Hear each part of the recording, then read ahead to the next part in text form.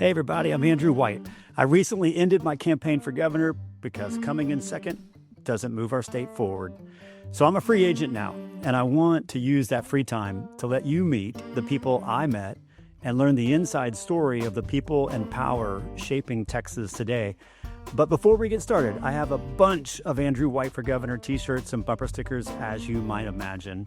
So the first 500 people who subscribe to the Everything's Bigger podcast get them for free. Yes, they could be collector's items. Subscribe, send me an email at andrew@andrewwhite.com. So these conversations will be truly a behind-the-scenes view of what's happening in Texas today. And we're going to start with the candidate who beat me, the presumptive Democratic nominee for governor of Texas, Gina Hinojosa. Most people would assume that we wouldn't like each other. I mean, we're heated competitors. I literally watched everything she did, and I didn't like it when she was doing something right, and I liked it when I thought she was doing something wrong. That's kind of how it works when you're a competitor, right?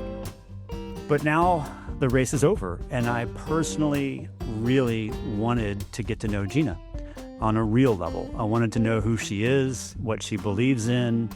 I wanted to know what her favorite queso was. I mean, she represents Austin, right? After this conversation that you're getting ready to hear, I found out that I really like her. She has what it takes. Don't underestimate her. She's a devoted wife. She's a mother of 2 boys, a fighter for public education. She's a proven leader. She's someone who I think will make an excellent governor. So this podcast, the Everything's Bigger podcast, is the inside story of the people and the power shaping Texas. So let's jump in. So I'm really glad to have the opportunity to share with my followers what I know about you, because I followed you very closely over the past couple months. I've been impressed with how you've handled yourself and how you view the opportunity to run for governor. And I also wanted to send the message that, yes, we're competitors, but we're also friends, and we can treat each other with respect and kindness and professionalism, because I think we need a lot more of that today in politics. I agree. We are on the same side. We are both fighting for the same thing. And that's for a Texas that is working for everyday Texans. Right now, we know that too many Texans are struggling, and we can do so much better. So here's what I really want to do.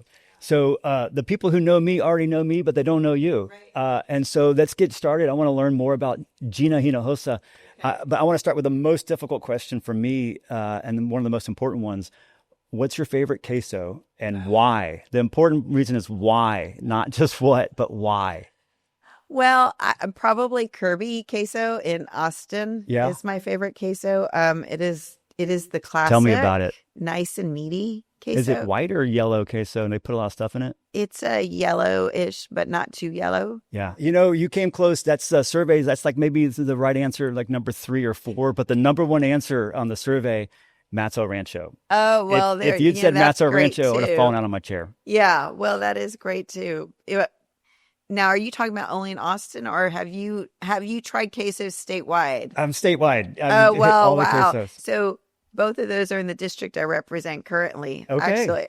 Really? Yes. Oh, what a great district. Yeah, it is. It is. It's been a real honor to represent that Central Austin district for the last 10 years.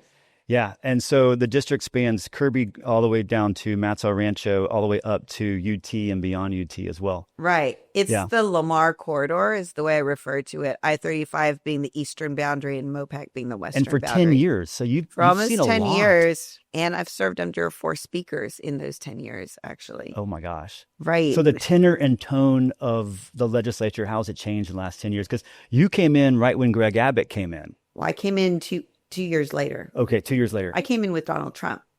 Okay. Right. So I came in and I got elected. You were elected when he was elected. I was elected when Donald Trump was elected. And Joe Strauss was speaker. The good old days. Right. What we would do to have Joe Strauss back. Isn't it incredible? He was a man who would work with both sides. And he was unapologetically pro-public schools. Mm-hmm. He still is, to his credit. Yep. And that was a time, that's the issue that I focus on is our neighborhood public schools. I never meant to run for office. I'm a mom. I only ran because my son's school was threatened for closure. And it didn't used to be a partisan issue. And it's so sad where how far away from that we've gotten. So many Republicans I serve with, even in the Texas House, don't want it and don't believe it's a partisan issue. But there's so much money in it. And when Greg Abbott went after those Republicans who voted against the voucher scam in support of our public schools, and he beat them in their primaries, now there's so much fear and a belief that they believe they have to toe the party line. And at this point, it is anti-public school. And it's so unfortunate that in Texas, even that we've gotten there. Yeah, that's the new war, right? I mean, the early, we had a war on women, and we still do. And then we have a war on immigrants.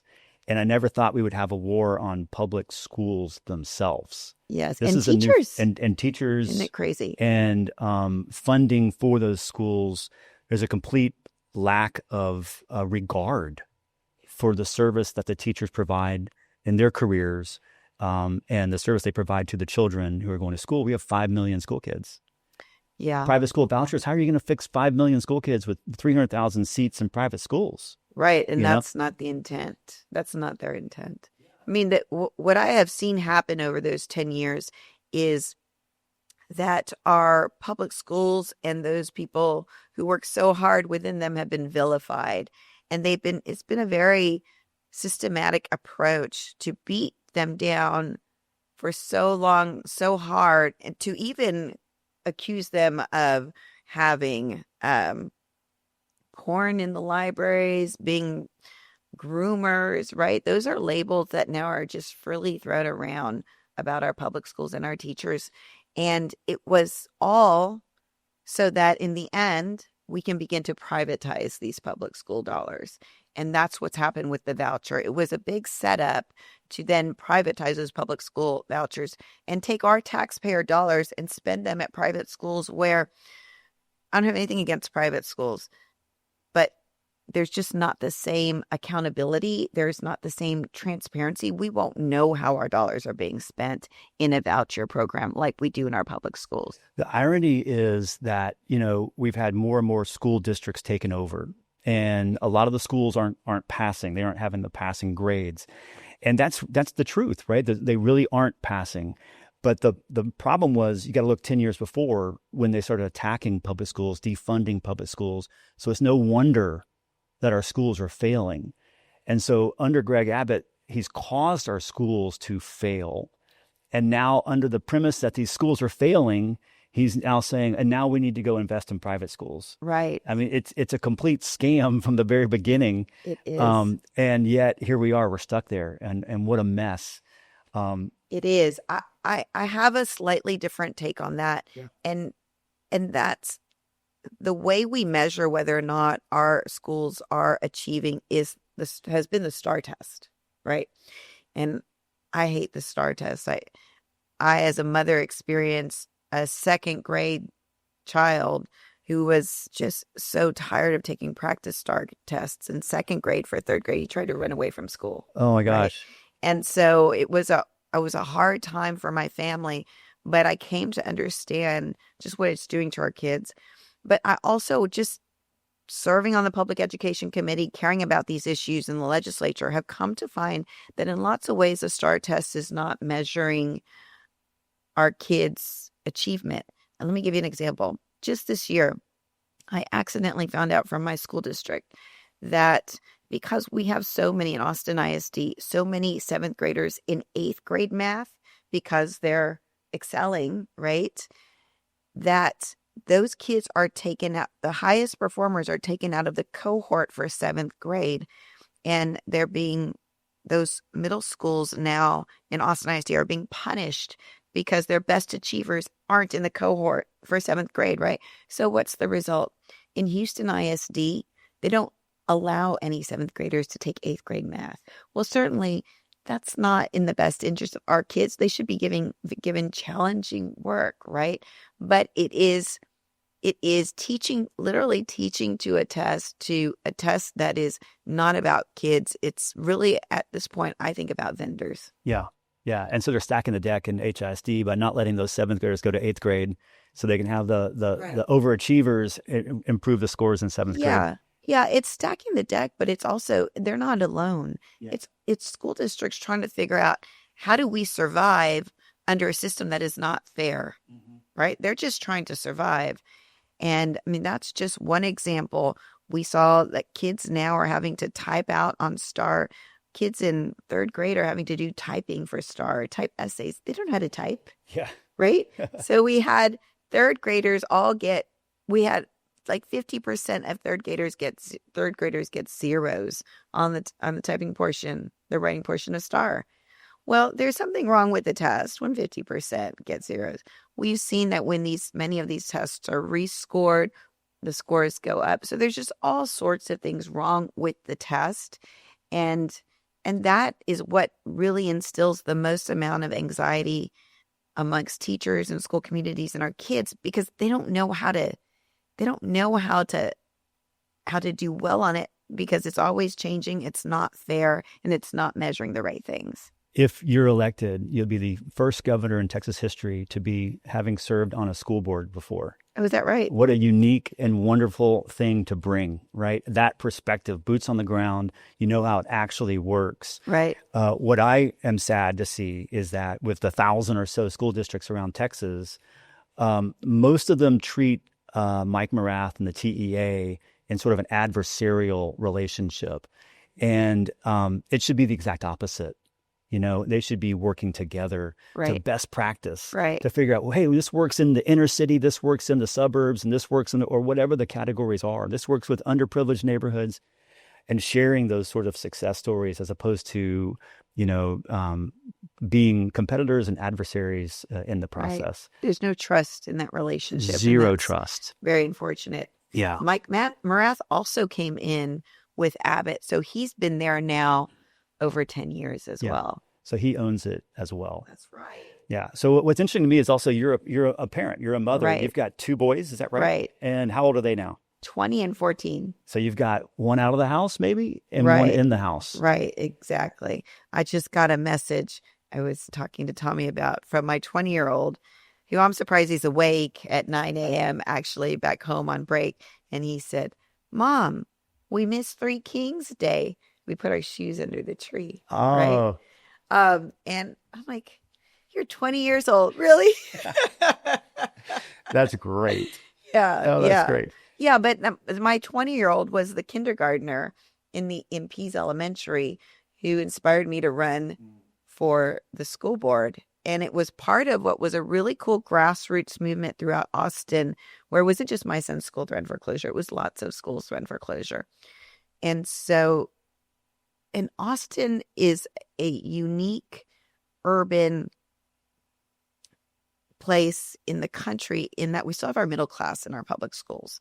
There's a history there. It's probably not all good, but the result is we still have our middle class in our public schools. And so to see the community like really engage, really rally to save our schools was an incredible, empowering thing.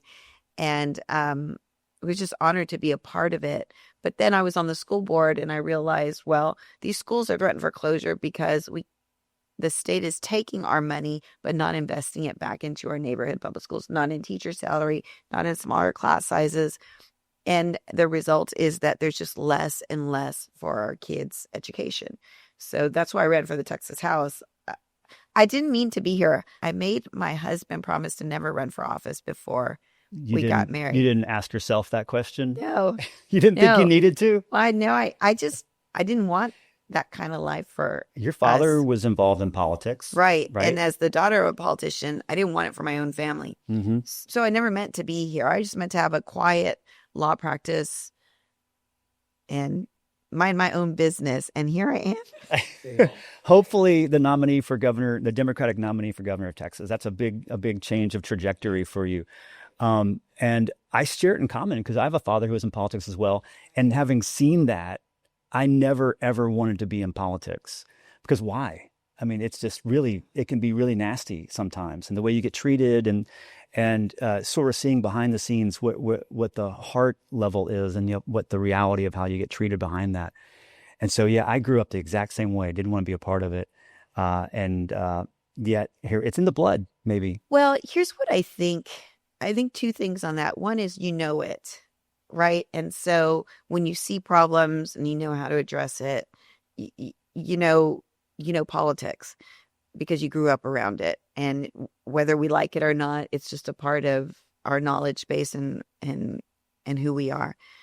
But the other thing is that we're in a moment of history when many of us are compelled to do things we never meant to do, right? Things are so dire in this country and in this state. And so, no, I never wanted to do this. I never meant to be here. But so many Americans are having to give up their plans about what they wanted their days to look like, their weekends to look like, to try to save this country and this state.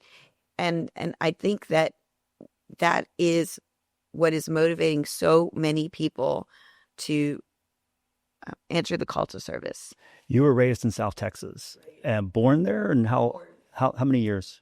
So I was born in McAllen, Texas, because we didn't have a hospital in Mission, but my parents were in Mission, Texas, and I grew up in Brownsville.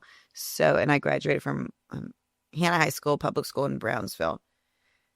We were gone for a little bit. My parents had me very young, and so they went. My dad was in community college in the Valley, got into Georgetown Law School, and so took my whole family to Georgetown Law School.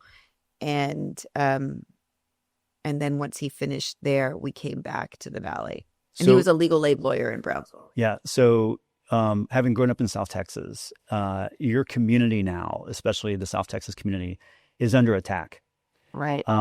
It's got to feel personal to you, and seeing what you see on TV, with law enforcement wearing masks. And in my opinion, if you're a law enforcement officer and you have to wear a mask, there might be something wrong with that equation. Right. And I'm a huge fan of law enforcement.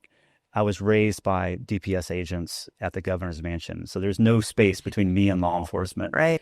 I wouldn't have graduated from Zavala Elementary School on the east side of Austin in the 1980s if it weren't for those guys keeping me safe. Yeah. But at the same time, it's different today. And what ICE is doing, and they're recruiting agents who have zero experience and putting them on the front lines. What does that mean to you, seeing this on TV? Yeah. Well, a couple of things on that. I got asked yesterday, are you afraid as a Latina driving around Texas that you could be stopped by these agents and taken? And I've thought about that. And really, we should all be afraid, because when we have masked agents, there's just no accountability. How do you know who these people are? How do you identify them when they do you wrong, right? Accountability is so important when you think about the immense power that law enforcement has. I know many police officers who do not appreciate what is happening with these ICE agents and the masks. They think that's wrong. It hurts their reputation, right? The other thing about that is, yes, you're right. The community in the Valley is under attack. And Latinos all over this country and in Texas, too, are under attack just because of who we are. The Supreme Court said it was okay to target Latinos because they speak Spanish, right? That is reasonable suspicion for being apprehended and potentially even detained. So in the Valley, we feel a lot of pride about our identity and very patriotic, right? To have our status as Americans questioned just because of our identity, because we are Hispanic, is a slap in the face. I take it personally, but a lot of people are taking it personally. And it's interesting because last election cycle, I was chair of the campaign committee for the Texas House. And I was appointed to that position by our caucus chair at the time. And we had a swing district in the Valley. And so I would go there and engage in politics a lot to try to help him. People were so angry about border security last election cycle. Democrats, Republicans alike, not just in the Valley, all along the border. Now when I go there, and I've been there probably about 6 times, people are so angry about the immigration raids. And everybody knows someone who's been detained or who has been deported. And they're beloved, longtime members of their community. Somebody who runs the bakery, the panaderia down the street, right? And so this is not what people had in mind when they thought about border security. So I do believe that this issue about these immigration rates, it now works in our favor, because it's time for our leaders in Texas to stand up for all Texans, right? Including our Latino Texans, who are just as Texan, just as American as anyone else. When politics becomes personal, then people become voters. And in those neighborhoods, in those communities, like you said, they all know somebody who got picked up. Good, hardworking people. They may not be citizens, may not be here legally, but they've been here for 10, 20 years, providing services, doing a lot of the jobs that, frankly, most Americans don't want to do. And when that happens and you see those families torn apart and those communities torn apart, it hits you in a place that people aren't going to forget.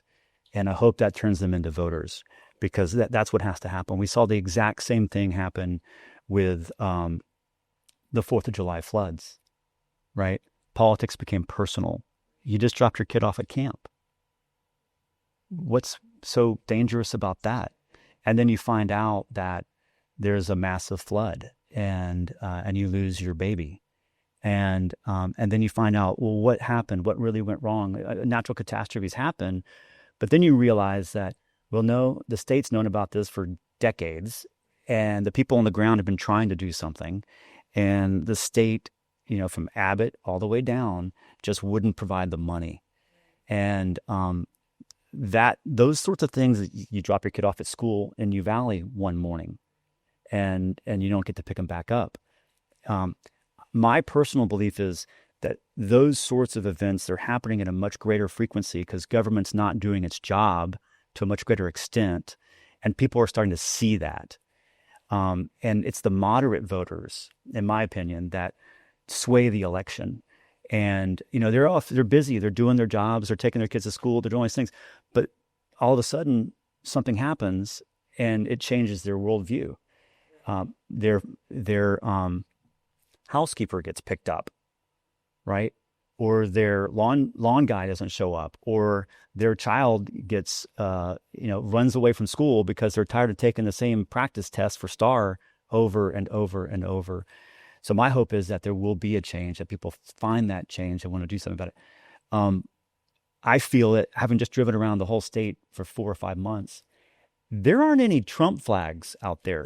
I've noticed the same thing. Where'd they go? I was remarking on the same thing the other day. Yeah, I know. There are no Trump flags out there. It's very interesting. Now, don't let this be a call to action for anybody who has a Trump flag to put it up. But, I ran for governor 8 years ago, and it was appalling how many Trump. There was new ways of showing off Trump's name. Right. And today it's the exact opposite. I don't understand that, but something's happening. Yeah, I think people are desperate for change. And Greg Abbott's more of the same, right? Trump is also pulling underwater. But the thing that we talk about in our campaign, because after 10 years just watching the legislation that passed in the legislature and understanding the process, there's just so much corruption that is happening in Texas. And most of it is stemming from the governor. Public schools are a prime example of that. You mentioned that people are being detained. Even people who are trying to turn themselves in are being detained, and they are being incarcerated in private prisons, right? Private prisons make money off of people being incarcerated. I came to find in Austin, what is happening is that we have private prison companies bringing in ex-offenders into the community, into a halfway house that has a contract with the state. And then when their time is served, they just let them out onto the streets, and they have no connection to Austin, right? But there's no incentive from the private prison company to reintegrate these people into society because they don't make money off of it. They make money when this person reoffends and goes back into the system. So our taxpayer dollars are paying for a system that is, frankly, trafficking ex-offenders onto our streets. You have a wonderful DA here in Harris County, Sean Tier, and he talks about instead creating mental health care beds because there's such a mental health crisis in Texas. And he has a real incentive. He doesn't make money off of people reoffending like the private prison companies. He's trying to serve his community, right? And so this is not rocket science, but we need to make sure that our taxpayer dollars are going into serving our people. He also talks about, back to the immigration issue, something that is terrifying. And he's saying that he can't prosecute certain child sex offender cases because witnesses have been deported.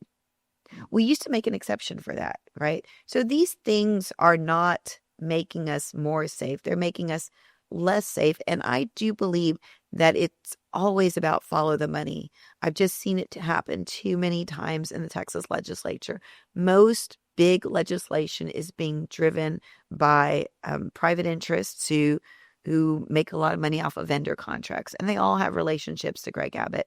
And there was this report you might have seen that Greg Abbott's given almost $1 billion in no-bid contracts to his donors.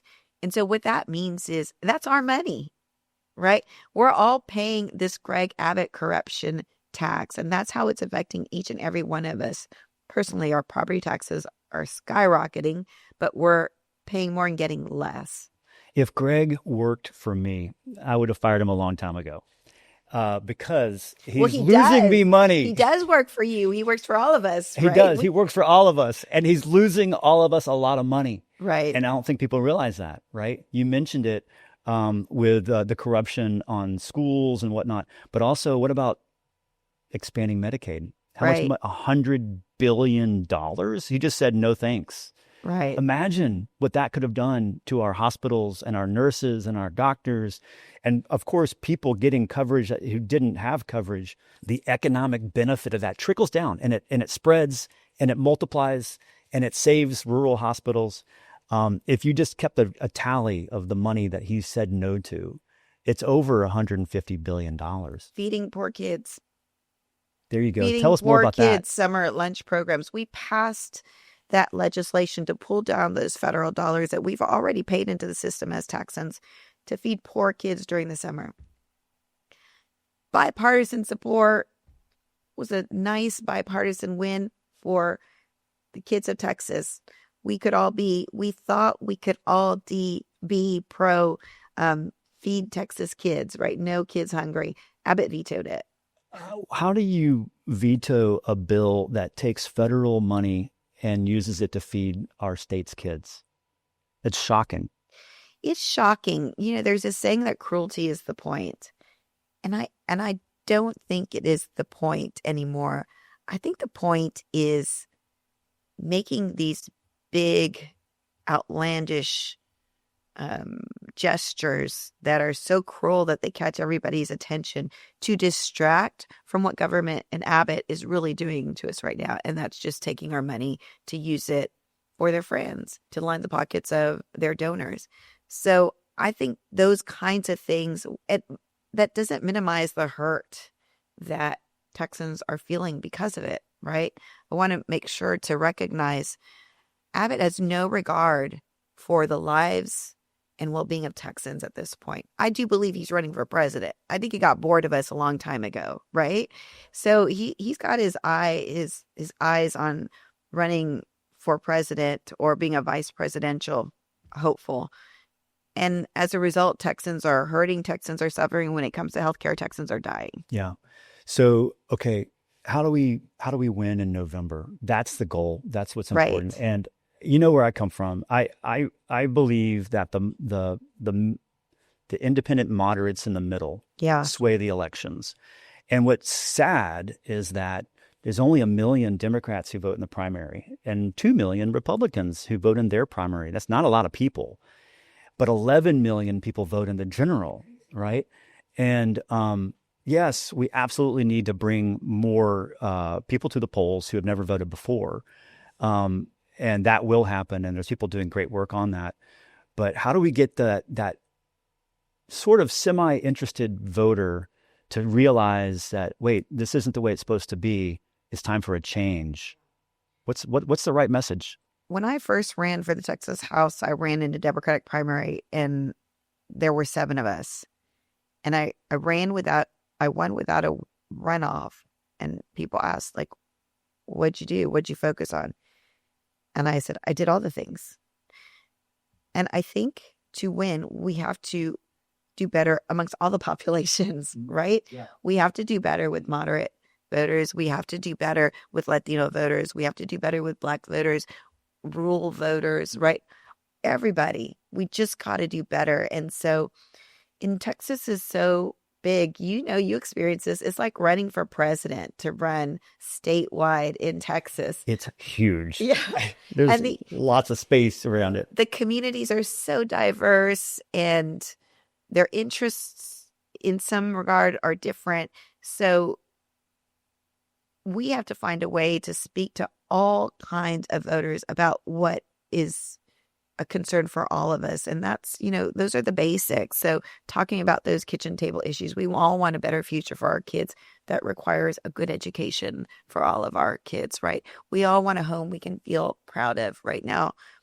Owning your own home, which used to be part of just the middle class American expectation, you work hard, you should be able to buy your own home, is no longer a reality for so many people, right? Healthcare, same thing. So many working Texans don't even have access to affordable health care. So these are the basics that if we can focus on, I do believe it has an appeal across party line, across geography, and that's where we need to focus. Republicans will try to distract us with the culture wars. That's what they do, right? They don't want to talk about the real issues because they've failed at them. In many ways, Texans with Republicans in power have lost so much.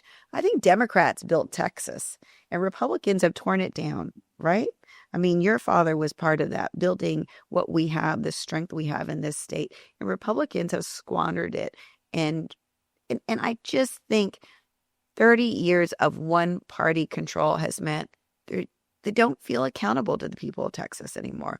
And we have to change that in this election. Yeah. And when you're elected, you'll have probably a red legislature to work with. You spent 10 years in that legislature. I would think you've built relationships and with people on both sides of the aisle, right, who are ready to get stuff done again. That's exciting as well. So let me end this here with the opportunity that exists. How are we going to beat Greg Abbott? I think it's getting you in front of as many Texans as possible so they can see who you are, hear what you believe, and become a part of this mission to change the future of Texas. And I think with your candidacy behind you, that can be done. It's just a question of getting in front of as many Texans as possible so they can see what life looks like with a Governor Hinojosa, right? Because we've got 30 years of how things are not supposed to be. Right. And it's time to do something different. And that's why I'm excited to endorse you. Well, thank you. It's an honor to have your endorsement. It's humbling to have your support in this way. And I just really want to thank you. In the end, we've all got to be on the same team to do better for Texans. And it's going to take every single one of us. And I do intend to travel the state, talk to Texans, hear from them. So many people ask me, well, what are you going to do? Well, like I get the question all the time. You might have gotten it too. How do you get young people to vote? Right? How do you turn out the young people? So we're talking to young people. What do you want to hear from us? Right? What would get you and your friends to the polls and excited about voting? So those are conversations that we will have throughout this campaign. And I mean, we start with an idea of how to make Texas better, but it's so important that we hear from Texans themselves about what they want. Yep, absolutely. Thank you, Gina. Thank you, Andrew.